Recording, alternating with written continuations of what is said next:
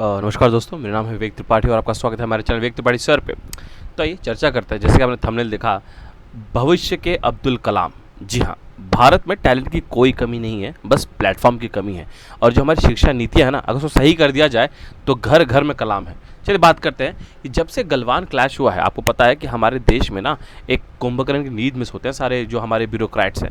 जब कोई बहुत बड़ी घटना हो जाती है, शहीद होते हैं देश के जवान सरहद पे, या कोई बहुत बड़ी दुर्घटना हो जाती है, आपके सिविलियंस मारे जाते हैं, तभी प्रशासन जो है वो हरकत में आता है। उसके पहले तो भाई साहब कुंभकर्ण है। जब से गलवान क्लैश हुआ तब से इंडियन आर्मी को समझ आया कि अभी हमें जो है रिकॉन्साइन के लिए, रिकॉन्साइन ये नहीं होता, निगरानी रखना के लिए हमें यूएस की ज़रूरत है। अगर ये यूवी होता तो हमारे जो बिहार रेजिमेंट के जवान 20 जवान शहीद हुए वो नहीं होते, क्योंकि हमें इसी यूएस से पता लग जाता कि भाई जो चाइनीज़ ट्रूप्स हैं वो पीछे गए हैं कि नहीं। तो ये न्यूज़ आप बहुत देख रहे होंगे कि भाई हम RQ-11 UAV-11 ले रहे हैं, इसराइल से खरीद रहे हैं, अमेरिका से खरीद रहे हैं।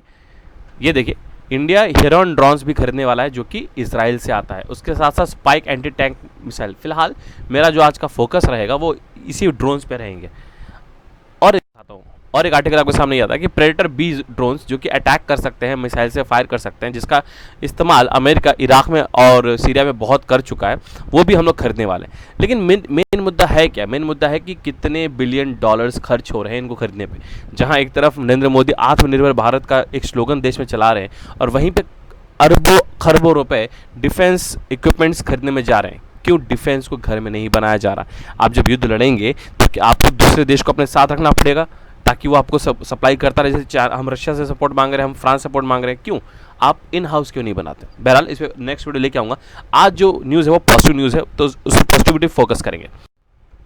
ये देखिए लोटर फायरफ्लाई भी ये इन्होंने इजराइल से ऑर्डर किया है, जिससे भाई जो टेररिस्ट है वो कहाँ छुपा है बिल्डिंग में, किस इलाके में, वो आपके जो सिक्योरिटी फोर्स है उनको पता लग जाएगा और चाहे तो इसी ड्रोन से उसको मार दे और चाहे तो शूट करे।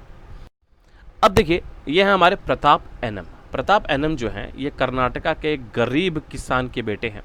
ठीक है, जैसे हमारे अब्दुल कलाम साहब थे, ये बिल्कुल उन्हीं की याद दिलाते हैं।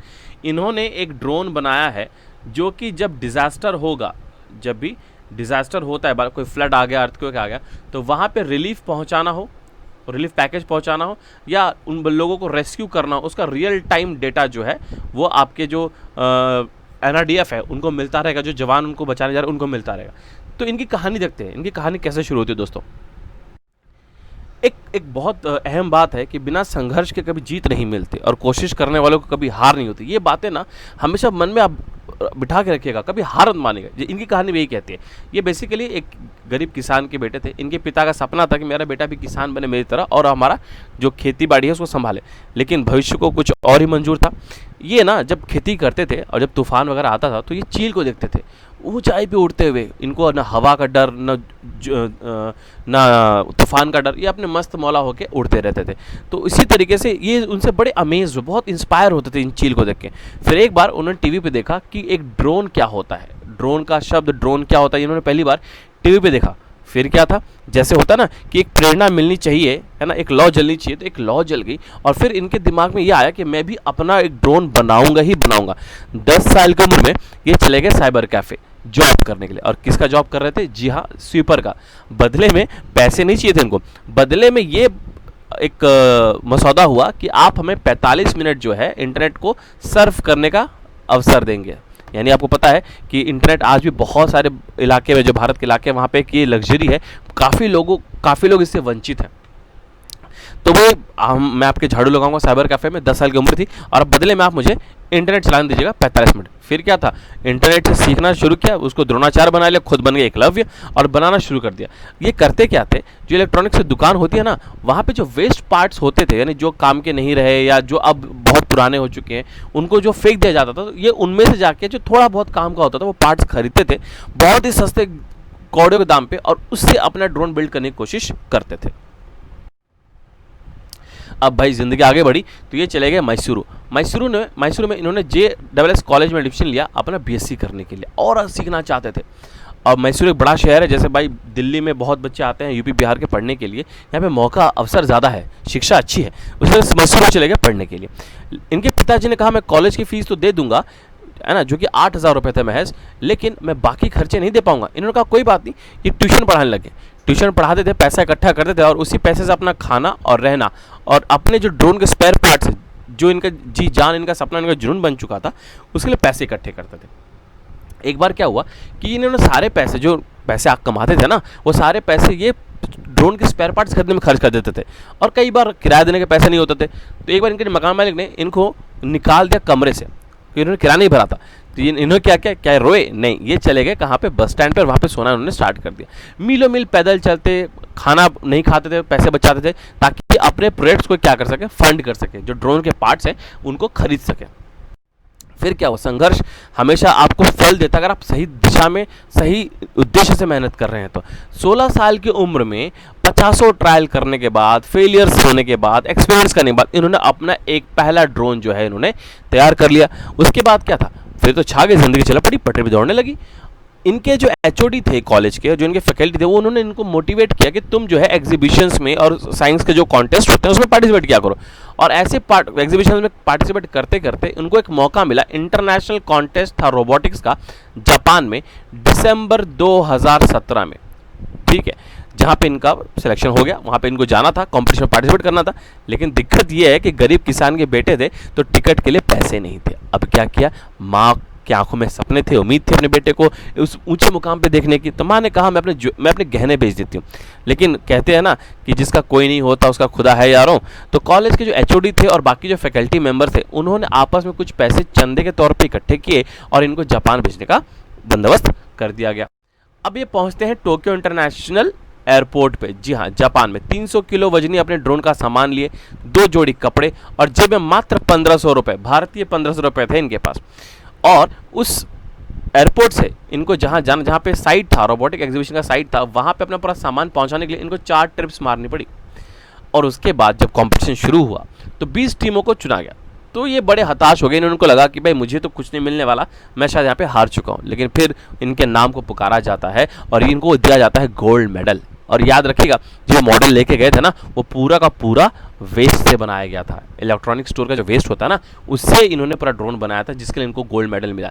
फिर क्या, इन्होंने पीछे मुड़ के दोबारा कभी देखा ही नहीं। ये देखिए तस्वीर है जापान में एक गोल्ड मेडल के साथ। फिर इनका अगला अवार्ड क्या था, अल्बर्ट आइंस्टाइन गोल्ड मेडल, जो कि ड्रोन एक्सपो 2018 में इनको दिया गया था, हैनोवर जर्मनी में। फिर उसके बाद 2 सालों में इन्होंने 87 देशों का चक्कर लगाया। कहीं पे इंटर्नशिप के लिए गए, कहीं पे लेक्चर देने के लिए गए कि ड्रोन की टेक्नोलॉजी को कैसे इस्तेमाल किया जाता है और किन किन जगह पे इस्तेमाल किया जाता है। और सबसे अच्छी बात यह है, जैसे जितने भी बड़े साइंटिस्ट हुए हैं, जितने भी बड़े शोधकर्ता हुए हैं, वो हमेशा भविष्य के लिए निवेश करते हैं। तो इनको जितना भी पैसा इंटर्नशिप या प्राइज मनी मिलता है ना, वो अपने एरोस्पेस लैब बनाने में लगा देते हैं, जो कि बेंगलुरु में है, और निरंतर ड्रोन्स बना रहे हैं। अभी हाल ही में कर्नाटका में बाढ़ आई थी, तो इन्होंने अपने ड्रोन की मदद से ये दिखाया था वहाँ के प्रशासन को कि कैसे आप रिलीफ पहुँचा सकते हैं उन लोगों तक जो फंसे हुए हैं, कितने लोग फंसे हुए हैं, कहाँ फंसे हैं और कैसे उनको बचाया जा सकता है। ये सब इन ड्रोन की मदद से किया जा सकता है। तो इन्होंने अपने ड्रोन का जो एप्लीकेशन था वो भी इन्होंने करके दिखाया। तो इनको हमारा सलाम है और हमारी बहुत बहुत शुभकामना है कि आगे बढ़े। लेकिन अगली कहानी जो है वो इसी वजह इंस्पायरिंग है, बने रहिए। अब हम बात करते हैं हर्षवर्धन सिंह ज़ाला। जी हाँ, ये लड़का सिर्फ और सिर्फ 15 साल का था जब ये लाइमलाइट में आया। क्यों? इन्होंने यूट्यूब पे वीडियो देखा, न्यूज़ देखा कि कैसे लैंडमाइन से बहुत सारे जो नक्सली हमारे जवानों को शहीद कर देते हैं। कश्मीर में, बॉर्डर एरिया में कैसे लैंडमाइन छुपा के जो आतंकवादी हैं हमारे जवानों को शहीद कर देते हैं। तो ये बड़े इंस्पायर हुए, इनको लगा कि ऐसा नहीं होना चाहिए, हमें उनकी जान बचानी चाहिए। फिर क्या, ये मात्र 15 साल के लड़के ने एक ऐसा ड्रोन बना दिया जो कि लैंडमाइंस को न केवल खोजता है बल्कि खोज करके अपने साथ बॉम्ब कैरी करता है, ताकि उस लैंडमाइन को डिस्ट्रॉय भी किया जा सके और हमारे जवानों की जान बचाई जा सके। इनकी कहानी देखते हैं।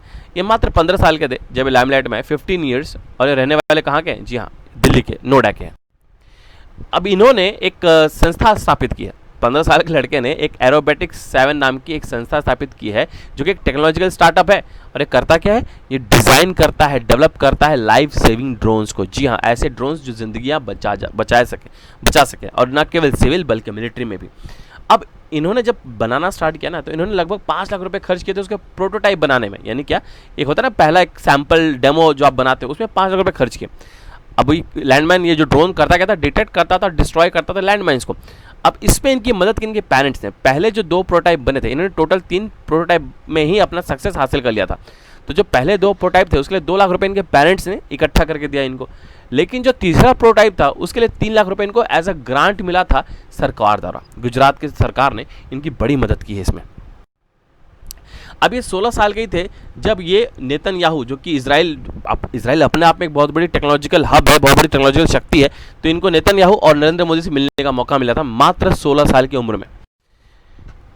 अब जब इन्होंने बनाया, ये गए थे एक बार हेडक्वार्टर्स किसके, गूगल के यूएसए में, तो वहाँ पे जब ये अलग अलग इन्वेस्टर से मिले तो इनके मन में एक कल्पना जागी, क्यों ना मैं मेरे जो प्रोडक्ट्स हैं जो मैं बनाता हूँ उसको पेटेंट कराया जाए, उसको मास प्रोडक्शन किया जाए ताकि उसको इस्तेमाल में लाया जा सके। 2017 में इन्होंने गुजरात बेस्ड कंपनी के साथ 5 करोड़ का डील किया था, 5 करोड़, जो कि इनके ड्रोन्स को क्या करेगी, प्रोडक्शन करेगी, प्रोड्यूस करेगी, बनाएगी, ठीक है। और से ये कभी पीछे मुड़ के इन्होंने देखा नहीं, जैसे कि न्यूज़ आर्टिकल आप देख सकते हो कि 5 करोड़ डील इन्होंने किया था एक ऐसे ड्रोन के लिए जो कि डिटेक्ट करेगा और डिफ्यूज करेगा किसको, लैंड माइंस को। और ये जब इन्होंने डील किया था ये मात्र 14 साल के थे। अब ये देखिए, गुजरात के भाई आपके जो सीएम है मिस्टर रूपानी, उन्होंने इनको 3 लाख का ग्रांट दिया ताकि ये अपना तीसरा प्रोटोटाइप बना सके। थर्ड प्रोटोटाइप के लिए इनको ग्रांट दिया गया था और इन्होंने निराश नहीं किया है। अब हाल फिलहाल में जैसे आपको पता है कि गलवान वैली के बाद कश्मीर का मुद्दा है, तो जो भारतीय आर्मी है ना, जो इंडियन आर्मी है, वो भी इनके बनाए हुए ड्रोन्स को अब यूज़ कर रही है, रिक्रूट कर रही है, इस्तेमाल कर रही है ताकि जवानों की जान बचाई जा सके। ये रहा वो पिक्चर जहाँ पर पुलिस आर्मी सबसे हाथ मिला रहे हैं ताकि, क्योंकि इनके जो ड्रोन्स हैं ना बहुत ज़्यादा कामयाब रहे हैं दोस्तों। तो हमें आने वाले भविष्य के लिए तैयार करना है अपने आप को, अपने फ्यूचर जनरेशन को। अब वो ज़माना नहीं रहा कि हिस्ट्री, ज्योग्राफी, साइंस को हम याद करें। अब ज़माना है टेक्नोलॉजी का, जहाँ पे डिग्रीज नहीं स्किल काम करती हैं। अगर आप स्किलफुल हो तो आप आगे सक्सेसफुल हो, अगर आपका स्किल है तो ही आपको सक्सेस मिलेगा। तो ऐसे जो हमारे देश के युवा हैं, जो हमारे आने वाले भविष्य के कलाम है, इनको हमारा सलाम है और इन पर नज़र बनाए रखिएगा। ये कुछ बहुत बड़ा करेंगे और भारत देश का नाम बहुत ऊँचा करेंगे। आप सबको मेरा धन्यवाद, आपने इतना समय दिया इस वीडियो को देखा। अगर आप यहाँ तक वीडियो देख चुके हैं तो प्लीज़ लाइक करना मत भूलिएगा, सब्सक्राइब करना मत भूलिएगा। और अगर वीडियो आपको अच्छा लगे, इंस्पायरिंग लगे, तो जो आपके छोटे भाई बहन हैं, जो आपके आसपास के लोग हैं, उनके साथ शेयर करना ना भूलें। मैं आपका आभारी रहूँगा। Thank you so much, have a great day.